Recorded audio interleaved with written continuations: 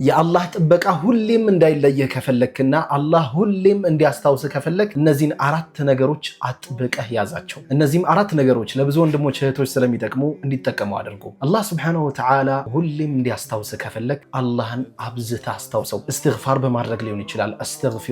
አስተግፊሩላህ በማለት ሊሆን ይችላል። ሱብሓነላሂ ወቢሐምዲሂ ሱብሓነላሂል ዐዚም በማለት ሊሆን ይችላል። ብዙ ዚክሮች አሉ። አላህ ሱብሓነሁ ወተዓላ በቁርአኑ ምን አለ? ፈዝኩሩኒ አስታውሱኝም፣ አዝኩርኩም አስታውሳችኋለሁና፣ ወሽኩሩሊ እኔም አመስግኑ፣ ወላ ተክፍሩን አትካዱኝም አለ። ስለዚህ አላህን ሱብሓነሁ ወተዓላ ማስታወስን ቀላል እንዲያደርግልህ እነዚህን አራት ነገሮች ጠብቃቸው። ከምን?